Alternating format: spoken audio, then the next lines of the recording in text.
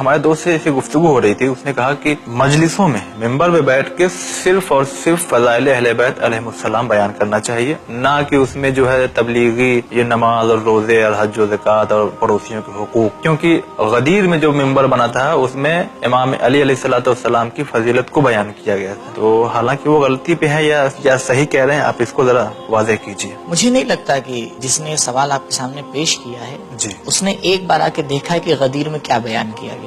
نہیں دیکھا، خود سوال بتا رہا ہے۔ ہمارے سامنے جب لفظ غدیر آتا ہے تو ہمارے سامنے صرف ایک جملہ آتا ہے، من کنت مولاہ فہذا علی مولا، جبکہ غدیر کا خطبہ تقریباً 1.5 گھنٹے کا خطبہ ہے جس میں 800 سے زیادہ جملے ہیں، تقریباً بہت سے حلال اور حرام ہیں جو اس خطبے کے اندر موجود ہیں۔ اچھا، تمام ائمہ کا نام اس میں موجود ہے، فروع دین کا اس کے اندر ذکر ہے، اصول دین کا اس کے اندر ذکر ہے، توحید ہے، خداوند متعال کے تقریباً 70 سے زیادہ اسماء اس کے اندر آپ کو ملیں گے۔ خطبہ غدیر ایک بہت لمبا خطبہ ہے، تو اگر رسول خدا نے ممبر غدیر کا سجایا تو اس میں بہت سی باتیں کہی ہیں۔ ٹھیک ہے، ہم بھی آپ کی بات کو مانتے ہیں، جب بھی آپ ممبر پہ جائیے جو غدیر میں کہا گیا ہے وہ کہیے، جو کہا گیا وہ کہیے۔ غدیر میں امر بالمعروف کہا گیا ہے آپ کہیے، غدیر میں نماز کی تاکید کی گئی ہے کہیے، غدیر میں روزے کے لیے کہا گیا ہے کہیے، غدیر میں اصل دین کے لیے کہا گیا ہے کہیے، غدیر میں تمام ائمہ کو پہچانوایا گیا ہے پہچانوائیے، غدیر میں مولا کائنات کی ولایت کو بیان کیا گیا ہے بیان کریے۔ مسئلہ یہ کہ ہم نے غدیر کو نہیں سمجھا ہے، ہم یہ سمجھتے ہیں کہ ہم سمجھ گئے ہیں،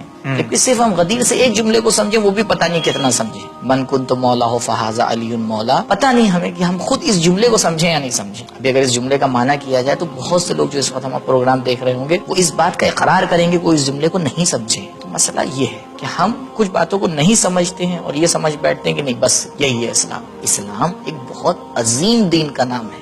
یہ بتائیے دین اسلام کو بنایا کس نے؟ رسول خدا کا بنایا ہوا دین ہے؟ نہیں، خدا کا بنایا ہوا دین ہے۔ صحیح۔ دیکھیے دین اسلام وہ چیز ہے کہ جس کو بچانے کے لیے حسین جیسے انسان نے اپنے آپ کو قربان کیا ہے، اس سے زیادہ آپ اسلام کی عظمت کو نہیں بتا سکتے، سب سے عظیم چیز ہے، اور ہم بغیر سمجھے ہوئے اس کی تفسیر کرنے لگتے ہیں۔ کم سے کم اپنی زندگی کا کچھ وقت لگائیں اس اسلام کو سمجھنے کے لیے کہ جس کو بچانے کے لیے زینب نے اپنی رضا دی ہے، اور اگر بغیر سمجھے اس دنیا سے چلے گئے تو کل خدا کو جواب دینا